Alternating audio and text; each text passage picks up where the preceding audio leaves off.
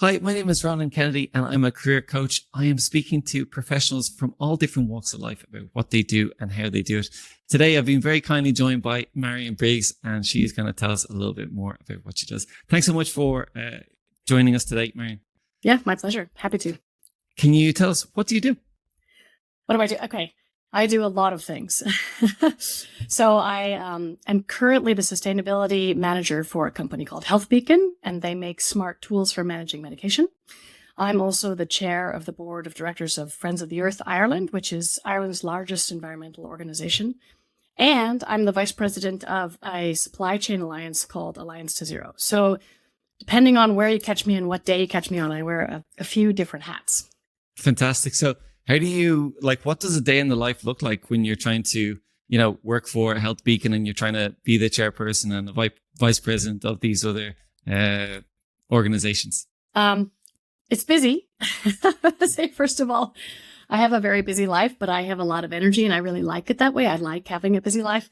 Obviously my day job takes precedence and of course I'm very committed to my day job, which would be the work that I do with Health Beacon.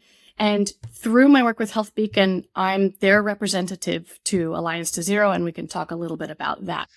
Even though that's a volunteer position, that falls into my day job. So I'm able to kind of manage that through all the other things that I need to do during the day. And then the work with Friends of the Earth as chair of their board. That's somewhat cyclical. We have regular meetings, we have quarterly meetings, we have an away, like a retreat that we do every year. So I managed fine to kind of fit that in around the corners. And I have to say, I have to give a shout out to the board of directors and in particular to my vice chair, Colin Mulcunican, who really helps to have a partnership with so that it's not all on me all the time. So it works fine. And, to add to that, I also have children and I have a busy life. Oh my God. So you're juggling all of these. But I really like it and I know how to set my own boundaries. So I'm able to manage and I don't any longer get too overcommitted and overloaded. I used to when I was younger. So you're obviously passionate about the environment, about sustainability. How did you get into that? How did I get into sustainability? Okay. How much time do you have? No, I'll give you the brief answer. I got into sustainability. My previous career, so I'm a complete career changer. So my previous career was in the horse industry. I was a show jumping trainer. And actually even further back, I have a degree in opera from a long, long time ago, but I never actually worked as a singer. I was like the best at the mediocrity. So I was never going to make it as a singer. But obviously I'm not from Ireland. I'm from California originally, even though I live here and I'm just applying for my citizenship. So I got into sustainability because in California, where I'm from, climate change is undeniable. Like it's absolutely undeniable. I grew up, my father was a scientist at Stanford, so I grew up in that area. We would go hiking and backpacking every summer. And huge swaths of forests were being burned down and forests that I had kind of known and loved as a kid. And it got to the point where I felt like I was in the wrong career. I felt like I could no longer continue doing what I was doing in the horse industry, which I had really was very, very passionate about. As you probably can tell, I'm a passionate person. But it just didn't make sense for me to keep doing that while there was clearly a crisis unfolding. And so I really felt like, okay, I have to do something different. And at that time, it's totally undeniable when you're like watching the forest being, cut down or watching them being destroyed, right? Well, watching them being burned to the ground, yeah. Burned to the ground. And like thousands and thousands of acres. I mean, it's just, or, another example is because of climate change, there's huge swaths of forests in America that are now dead because of bark beetle invasion, right? So because the climate's gotten hotter, the trees no longer produce enough sap. So therefore, the bark beetles are able to get in and kill the trees. And I've driven for 100 miles and not seen a live tree through dead forest. And it's heart-wrenching. It's really hard to kind of drive through that kind of landscape where everything is dead and you think, oh God, it's a fire hazard, but it's also really heartbreaking. And when you grow up in it, we're quite insulated here in Ireland. Although in fairness, not recently, with the recent floods in the last few weeks even, right. But generally we're fairly insulated from it. but there are places in California where it's like you can't escape it. Right. So it became a physically compelling need for me to do something about it. I just had to change what I was doing. So yeah, do you want me to keep going and talk about my path? I suppose lots of people, are super aware of this. Young people they're getting in school, they're getting in college. It's all over social media about environment, sustainability, all the different ways they can have an impact on it. And I guess it seems like, not just a mission, not just a passion, but also a mission that they would have, and they might want to devote large parts of their career to it. And I guess just getting into it and seeing those opportunities.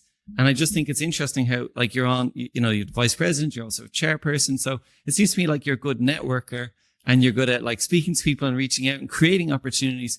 And I just wondered, do you feel like those opportunities are there for young people coming into it? Or is it really a case of like you're volunteering, you're getting on boards, No, I absolutely, there's absolutely opportunities for young people. So, Friends of the Earth has a Young Friends of the Earth chapter, and we actually have a representative from Young Friends of the Earth on our board for the main Friends of the Earth Ireland. There's always opportunities for youth voices, for youth activism. I mean, the first thing to do is absolutely volunteer, just get involved. And I think that that's one of the best ways to manage climate anxiety, is to realize that actually there's a lot of people that feel this way. In fact, most people are getting a little bit freaked out about what's going on, because once you start to look at the science, it's terrifying. So the best thing to do is to just start volunteering. It doesn't matter what age you are. There's actually groups for seniors, if you want to say that, people that are over 55, 65, as well, that you can get involved in. And, that kind of camaraderie and taking action together makes a huge difference. That's super. So get involved, volunteer, but also do you feel like there's jobs? Do you think companies are open to people getting involved in environment or sustainability programs? Yeah, of course. And that's really shifting fairly dramatically over the last, I would say, I don't know, maybe the last 10 years, but certainly even the last few years. There's a lot of companies that are looking for help in sustainability, and that, you can go in at a ground level and you can say, I'm open to learn. I just want to, use your other skills. I mean, the way I got into it was I leveraged other skills that I had. So my skill set really is around project management, around leading teams. And I would say I like to lead from behind. I'm not a stand out in front and drag people along kind of leader. I like empowering other people. So those skills, knowing I had those skills, my job at Health Beacon, I basically went in as kind of a project manager, assistant. I was originally a sustainability project manager, to help them open up a waste facility. Now, I knew nothing about waste, like nothing. I didn't know anything about medical waste. All I knew was, here's this company that has this really cool idea for circularity, and it involves injection waste, and I could project manage that. Totally. Like, bring me in and I'll do that. And I basically badgered them into giving me a job. And I love that. I love that attitude of like, I know what my skills are. I'm passionate about this area. Give me a chance, right? And I'm going to solve this problem for you. But like a lot of people I speak to, they get stuck with the subject matter expertise. They might be like, I feel I need to be a waste expert, or I need to be a solar expert to get into something. But it's great to hear you say, no, leverage the skills that you have. Do what you're good at. Would be my advice. Like, do what you are already good at. I have become an absolute expert in circular economy and medical waste over the last 3 years, because I do it every single day, day in, day out, and I read regulations, but I didn't go in knowing that. I didn't go in knowing anything about it. And I went in leveraging my project management skills. And, even then, okay, I'm going to tell you something really embarrassing. Even then, I remember like my first week of work, they were like, well, we just want you to put these slides together and, show us your project plan. And then could you do some process flows? And I was like, oh yeah, absolutely. Sure. And I walked away and I was like, what's a process flow? I was so clueless, because I had come from the horse business where, as a trainer and a coach and buying and selling, I had never ridden a process flow. I'd never seen one in my life. Now I can do one with my eyes closed. But, I think there was a little bit of, sure, I can do this. Yeah, it's fine. No problem. And I'll just go over here and I'll just learn it real quickly on the side. And you Google process flow and then off you go. But it's kind of a chicken and egg situation, right? Like, do you go in and get experience, or do you wait for, getting all the knowledge and then going in. And at some point you have to. No, I don't think you can get all the knowledge and then go in. I don't think it works like that. At least that's never been my experience. It's never been my experience that you go out somewhere and you get all this book knowledge and then you walk into a job and they say, oh, you're the perfect fit. Companies, in my experience anyways, want people who have been in the job and have some experience doing something, even if that's at the ground level. Like, even if you think, okay, well, you know what? Actually, I really am into filing and organizing. Okay, great. Go in as an administrator. Just be like, I'm going to file and organize the crap out of this. And while I'm doing that, I'm going to look at what you're doing with your sustainability. Oh, you do it in Excel. Oh, that's really interesting. Let me see that. Let me look at it. I think people are much more open to trying to help than we think. We think it's this big wall and we're going to go into a company at a lower level and get blocked. That hasn't been my experience anyways. People have been very open and really want to see people succeed, and they want to see their companies succeed. And so they're helpful in pulling you up. So put yourself forward, right? Back yourself, and then see how you can add value once you get in there. Right?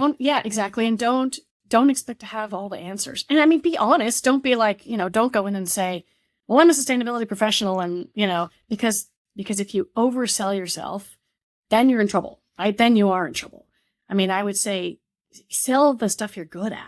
Like I said, for me, it's project management, it's leadership. It's, I'm a total committee nerd. My boss said to me the other day, because have you ever walked by a committee that you haven't signed up for? You love a good committee. I was like, I have. I promise. Yeah.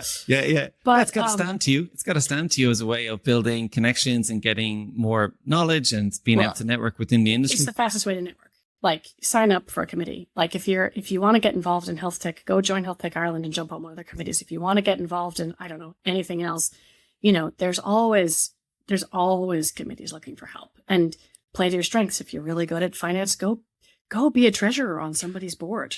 So I think that's great tips and great advice. Can I ask, going on to a committee, what sort of tips would you give people? Right, it can be working with different people, but sometimes there can be maybe politics, or there can be diplomacy that's required. What tips would you have for someone who's trying to get the most out of and give the most to a committee? First above everything else is listen. Really on a committee, what I think that we need to do is make sure that everybody is heard and that everyone has a chance to speak. If you're in a position where you have more influence and you have more leverage, make sure everybody gets a chance to speak. Make sure that you bring out the introverts and you allow them their time and their opinions. And, like I said, I'm really one that likes to lead from behind. So in committees, if I can, I like to get everybody else's opinions and get them to solve the problems.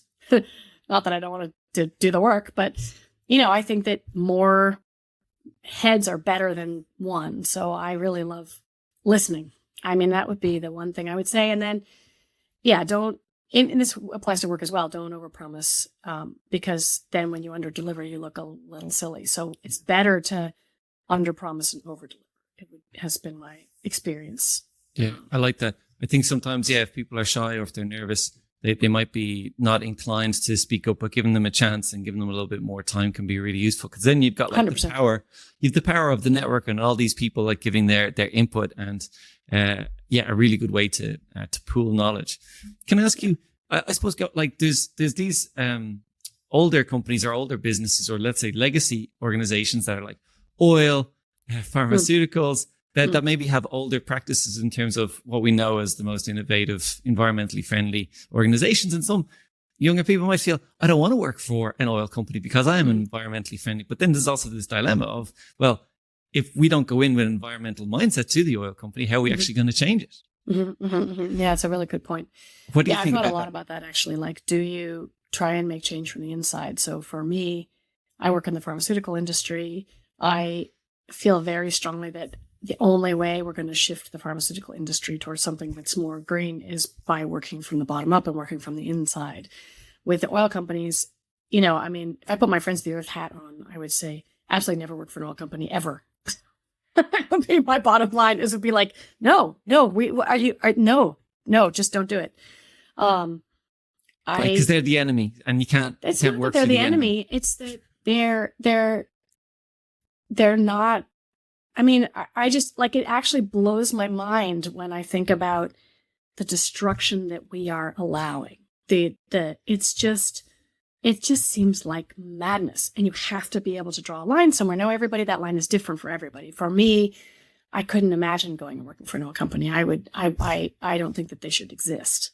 Go work for some politicians, go work for the Green Party, go work for someone who's trying to put regulation in place that will actually change behavior in these large legacy corporations. Because the reality is, as long as they're making these incredible outsized profits, and we can talk a little bit about, what success looks like in profit motives and all that stuff, but as long as they're making these huge profits, why would they want to change? Why would they want to, they have no incentive to change. So really it comes down to, if you want to see change, I would say work with the regulators, which is what I like to do. I'd like to kind of get in there and say, okay, where is regulation holding us up, and how can we change that? That's pretty nerdy, but, I think that ultimately you're going to have companies, not all companies generally, but you're going to have some companies that are leading, that are like, okay, we have to change and we're going to go this way. And then the regulation picks up all the laggards, right? Anybody that's not. Right, picks up those legacy organizations. Yeah. So do you think policy is the best way to influence change, or do you think people should vote with their euros and dollars? Both. Absolutely both. Yeah, I mean, Friends of the Earth is very much about a policy organization, but also, for sure we're probably having elections here in Ireland next year. And, we're going to be very active in trying to figure out how do we get constituents to vote for climate, vote for the planet, basically. I think that, voting is incredibly, incredibly important. And then policy is also vital. So those things kind of go hand in hand. And what do you think is the biggest blocker? Like, what holds us back from implementing these policies or getting individuals to change their behavior? Questions, I know, but I think they're important. No, I think that they're really good questions. I mean, I think that the things that stop policy from being put through is obviously the patterns of voting, like the fact that a politician has to be constantly thinking about his constituents or her constituents, and therefore they're going to be very cautious. They're not thinking about the humans that are going to be on this planet in 50 or 100 or 200 years. They're just not. They don't care. They're like, well, I actually want to keep my job. I want to stay in politics, and therefore I'm going to kind of take a softly approach, and I'm going to try and balance everything out, and I'm not going to be brave. I think that's really challenging for politicians. I think that's tough. Why people don't make change? I'll be honest. I think that people don't make change because once you really understand the science, and once you really start to look at what's happening on our planet, and I encourage any of you, there's so many resources out there for you. You can go to Project Drawdown. You can go and follow John Gibbons. There's loads of people out there that will tell you the truth of what's happening, just the facts. And once you kind of see that, you start thinking, oh my God, I really have to change my life. I really can't fly all the time. I can't just go, oh, I'm going on a little, weekend vacation. You just can't anymore. You have to start to really think about that. And then you have to start to think, well, can I really have meat this often? I mean, in California, it's really interesting here in Ireland, the conversation around beef, and I don't want to get into it too much, but in California, the reason that we're encouraged to eat less beef is because of the huge amount of water it takes, right? So California is a country, it is a country. It's a state that faces drought all the time, right? So in order to mitigate that, cattle take up an enormous amount of water just to grow the feed, to feed the cattle, to make your hamburger. It's just absolutely appalling. So I had already reduced my beef intake by quite a lot, just living over the course of my life, living in a drought-prone area. Here in Ireland, it's more tied to the land and to agriculture and to the actual culture of the country. But it's hugely destructive, destructive. Yeah. And that's hard to change. It's super hard to change on an individual level, especially if you've got those habits over a lifetime. Mm-hmm. I suppose whenever I think about it, I think, okay, well, what are the individual actions I can take, and how easy is it for me, even if I am really, really motivated to change my lifestyle or my habits? And then I think, okay, can I go to zero waste? because that is something like I might not struggle with the meat thing as much, right? Being a vegetarian, but okay, even if I'm in that position, can I go to zero waste? Because I think a meat eater who's eating meat all their life, a couple of times a day, maybe, to them going to vegetarian is like me going to zero waste. Do you know what I mean? It's a challenge that I find really difficult. Maybe I don't necessarily want to do because it adds all these complications and it's kind of inconvenience and all that. So I think that individual choice is like really, really difficult. So I'm fascinated by how we get people to change their behavior on a micro level. The policy is important on a macro level as well. Yeah. I mean, and I think that there's a couple of issues for changing behavior on a micro level. First of all, like it has to be kind of incremental. Like I've gone to less and less and less meat over time and less plastics over time. Like it hasn't been like one day I just stopped everything. It's just been like, okay, now I can handle this bit more. And now I can handle, I'm kind of used to that now. Now I can handle this bit more. And, so that's one piece of it. There's two other things I want to say. One is that I think that the oil companies did a really good job of putting out all this propaganda around, measure your carbon footprint, your personal carbon footprint, and really put it on the consumer. But the reality is that we are for sure impacted by what big corporations do, what the government decides. I mean, if I want to go and live a vegetarian lifestyle in Ireland, you can do it, obviously. But like the legislation around what gets put in front of me, the food that gets put in front of me is really challenging. It makes it hard for me to make some of these choices. So, and obviously like organic foods are so much more expensive. Like that seems bananas to me. It's like, wait a minute, hold on. How is it that we're subsidizing oil companies, but we're not subsidizing organic food to the point where it should just be standard? It should be cost competitive. That's really problematic. And then the other thing that's problematic is I think that everybody has to look in the mirror at some point in their journey and say, I have contributed to this crisis. I have contributed. I am guilty of this. And you have to figure out how you manage that piece. Like, I'll be totally frank. For me, I was walking through a forest. This was a few years back. And I fell to pieces. I actually felt like I owed an enormous apology to the trees around me. Just like, I was in bits. I felt so guilty for my role in this crisis, but it was completely liberating. It was good to kind of walk through that now at the other side and feel like, oh yeah, that's right. I am responsible for this. And what am I going to do? I'm going to think about the people that are going to be on this planet, the children that are going to grow up in another 100 years from now. And I'm going to bust my ass to excuse my language, sorry. And I'm going to do everything I can to ensure that they have a habitable planet and the best planet that I can possibly leave behind. That sounds wonderful, right? It's when you're connected to nature, it's much easier to actually see it and appreciate it. Whereas when we're in cities, it's more distant, it's more like a concept, but it's also nice to hear where your passion comes from. It's a very, very deep passion. It's connected with everything then as well. Yeah. There was an interesting TED talk I listened to called like Birds Aren't Real. I don't know if you've come across this. No. But basically the guy, he embarks on this, like he makes up his own conspiracy that birds aren't real, right? And he does this big campaign, and it's kind of interesting how he convinces people to support him and all. But the point is, he never believed it. He was just making it up as a conspiracy. But at the end of it, he was saying like when people were coming up to him and like being mean to him or shouting at him and saying that this is crazy, he felt that he was being his character. So he was like shouting back at them, even though he didn't even believe what he was saying himself. And the overall point he made was like, when people have totally opposing views to us, whether it be about the environment or about meat or about politics or whatever else, that one way is to shout at them. But he was saying when they shouted at him, he just wanted to shout straight back at them, even though he didn't believe what he was saying. And so his point was, if we're actually trying to influence people's behavior or get them to understand us, listening to them first was like a super important step. And I just thought that was so interesting because he had done that experiment and he didn't actually believe in what he was saying. He was just like, when people just took the time to listen to me, I was so much more open to listening to them. So I just wonder, like, when I listen to you and you're saying like the most important thing I do in the committee is I listen to people. It seems like a super poignant idea, right? Yeah, and actually, I'll take that one step further.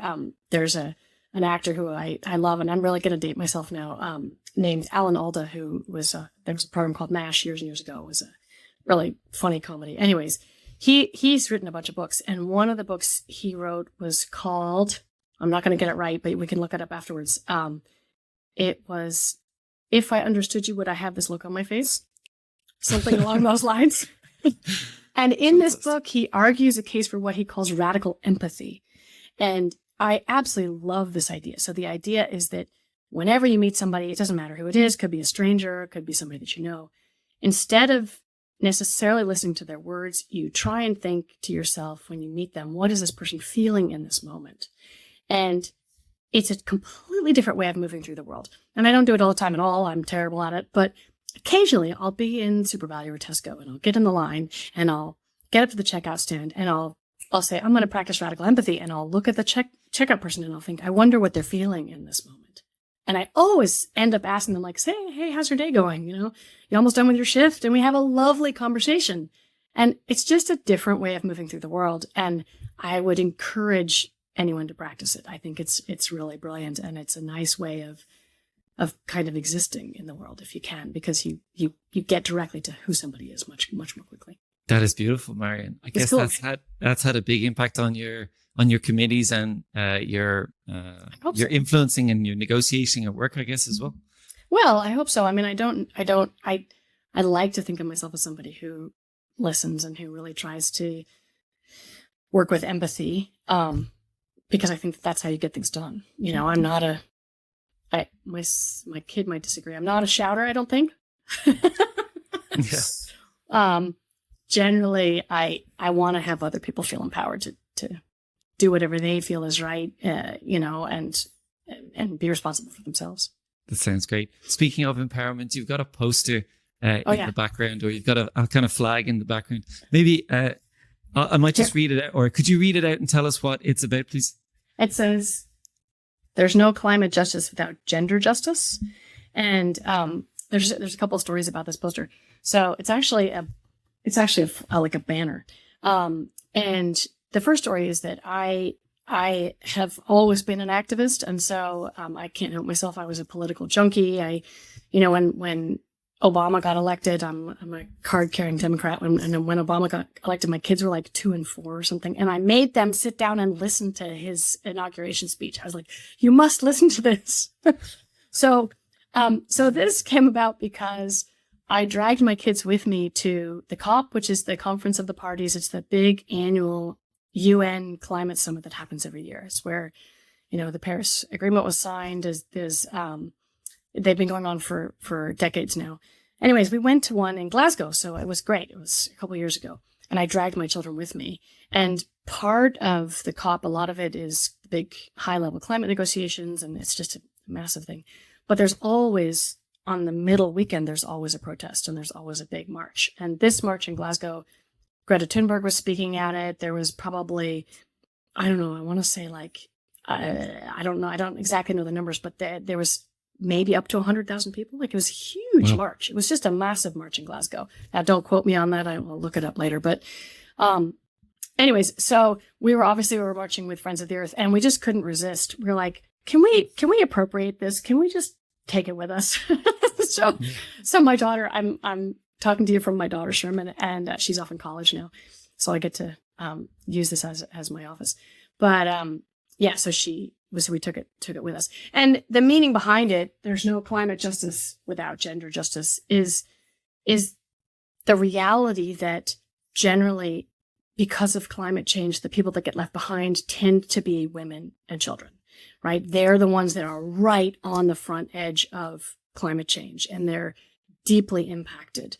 And that when you start to lift them up, you lift up all of us. And that's actually been proven. I think if you go to Project Drawdown, which is an amazing initiative with all of these solutions for climate change, if you want to feel hopeful, read anything about Project Drawdown or regeneration, Paul Hawkins, all that stuff is absolutely fantastic.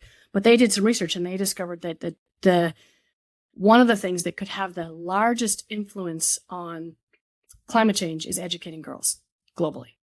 And that, lifting girls and women up makes an enormous difference to climate change. That sounds fascinating. How does that work?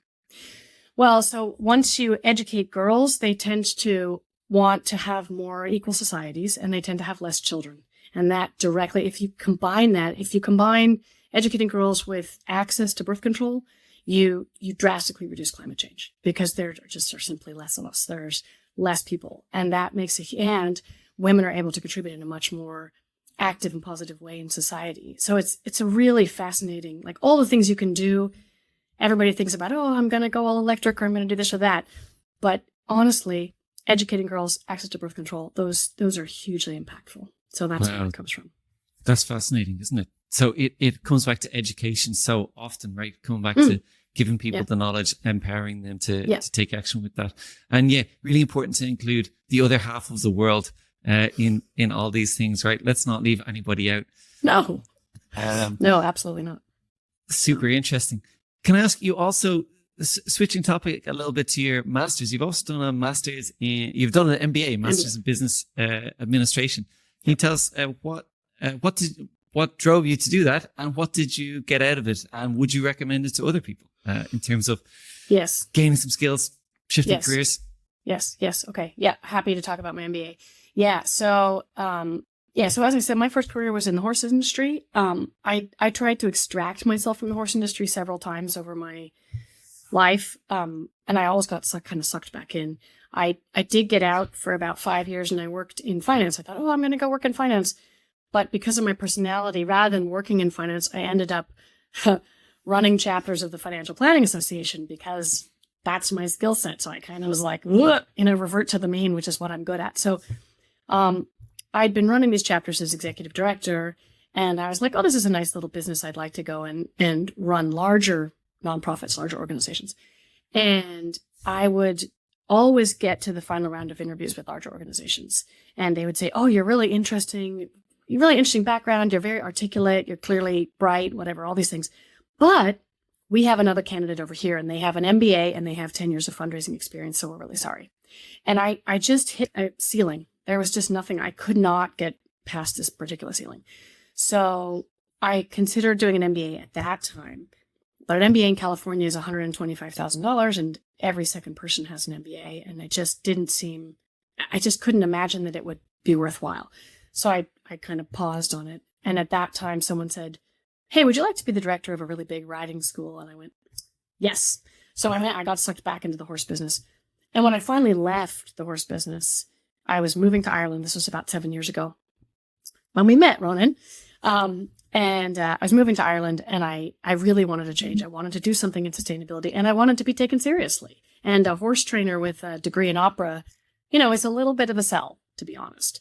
So I thought, I really, really want to get the MBA stamp now on the bottom of my resume, because I have a lot of the skills. I've run a business of my own for years and years, and but I think that it would be really worthwhile for me to just kind of broaden my knowledge, to fill out my knowledge, and then also to get this on my resume was really important to me. And I have to say, it was 100% life changing. 100%. For me, it was. It took me from being somebody who was really interesting to somebody who was taken seriously.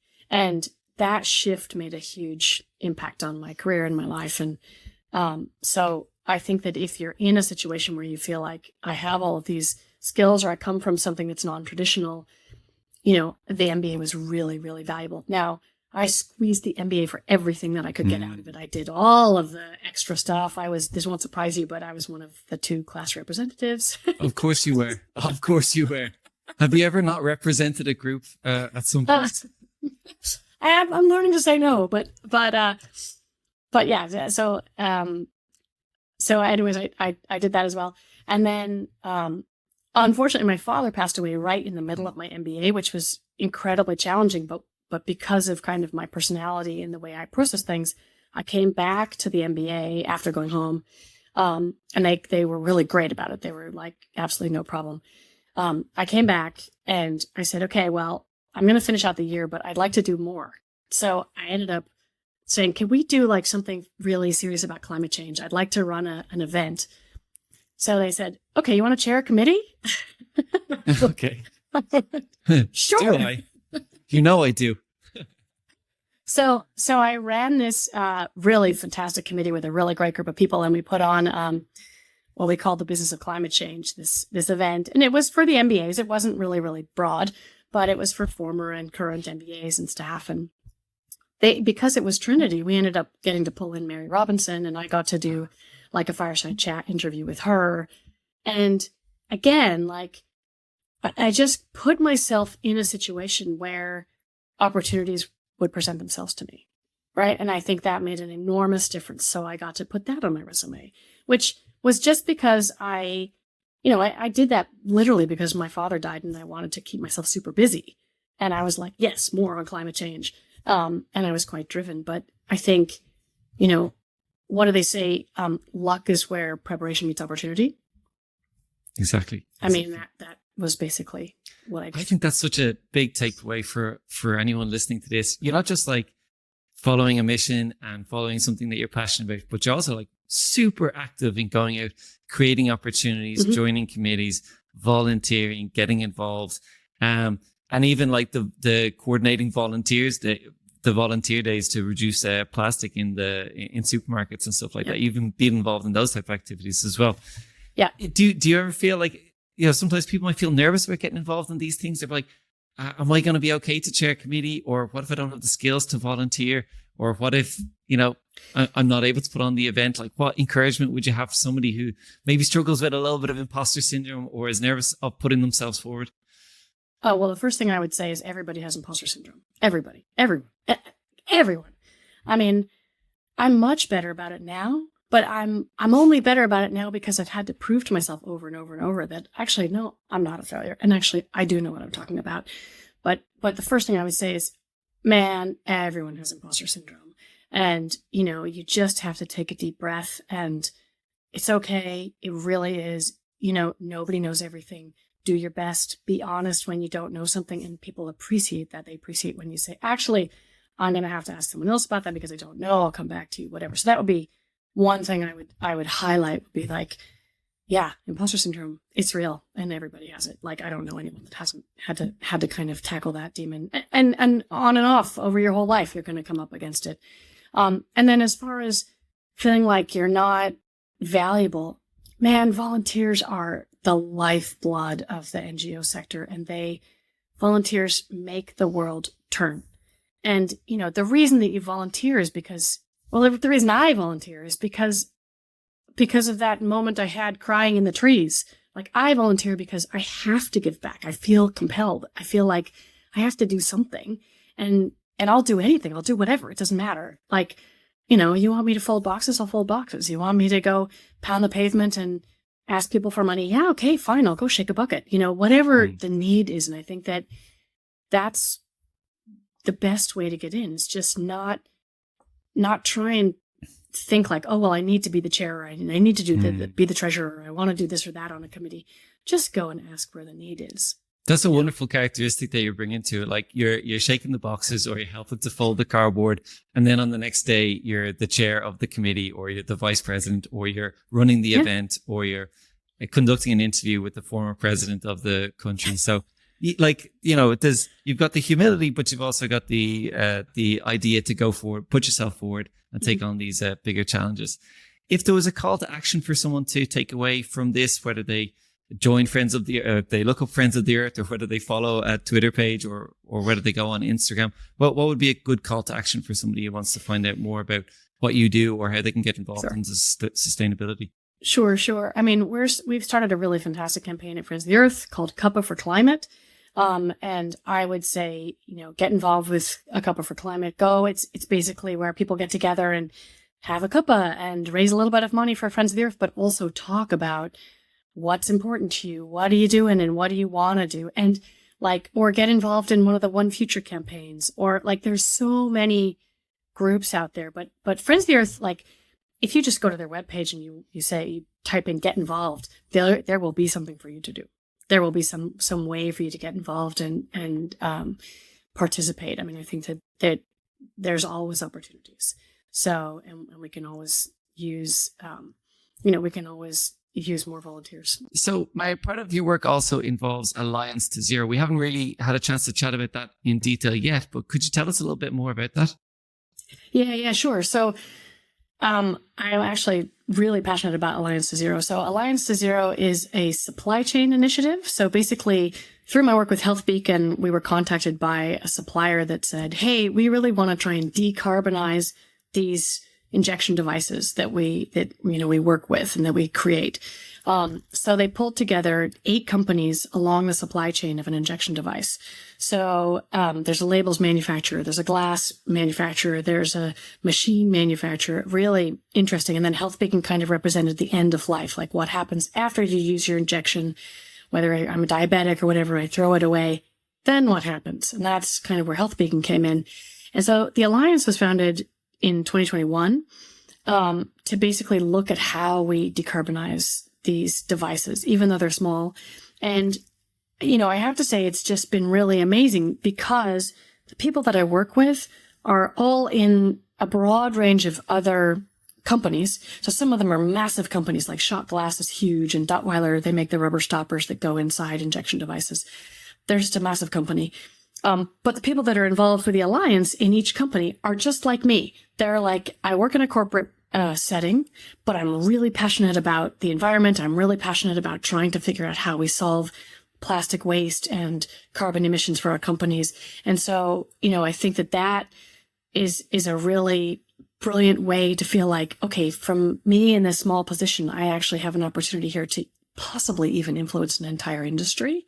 That's very powerful. That's very powerful. So, and a lot of the recent speaking gigs that I've done are around the Alliance and what is the Alliance doing and what does that look like? Because it's in some ways quite novel to have the supply chain for a product come together as a group and say, how do we decarbonize this between our companies and what do we do? So yeah, it's a really interesting group. So do you find that the companies are really commercially invested in this, or is this more that they feel like they should have this sustainable impact, or they should have an impact on sustainability? Oh, yes. The greenwashing question. Yeah. So yeah, of course, anyone that's involved in any initiative, from a corporate perspective, there's a lot to be gained commercially. There's a lot like, oh, look what we're doing. Isn't this fantastic? And I think that there's a very careful line that has to be walked. Again, here coming back to transparency and honesty. What are we actually doing? What are the emissions that we're actually having an impact on?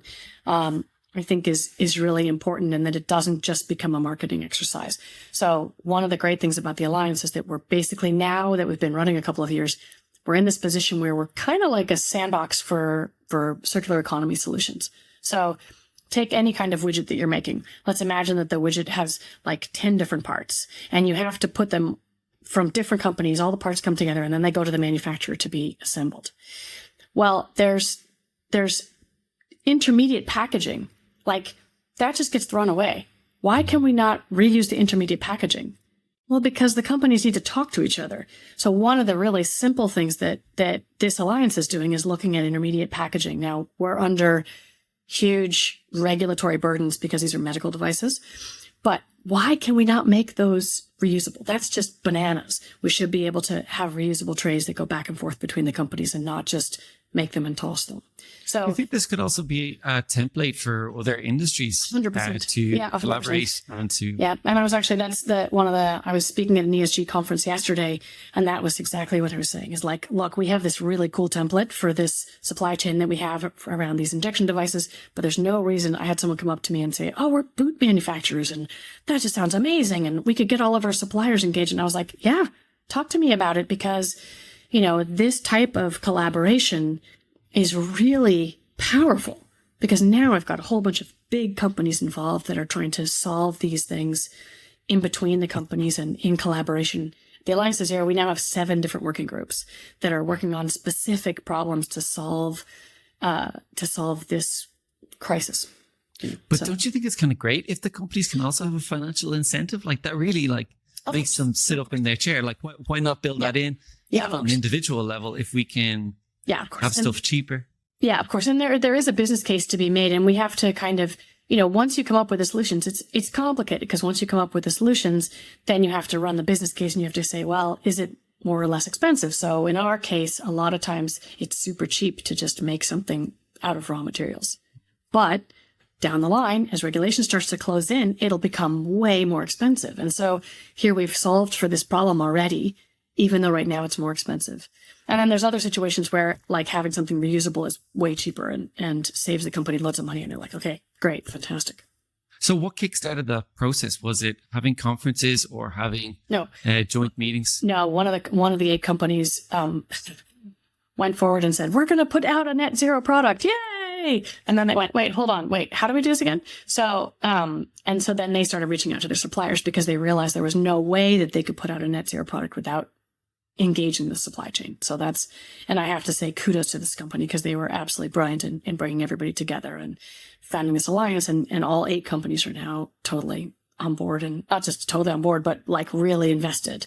So that's phenomenal. And if that can be a template, or if that can be the go-to business case for other companies in industries collaborating to have a more sustainable supply chain, that'd be fantastic. Yeah, it's a really, really nice model.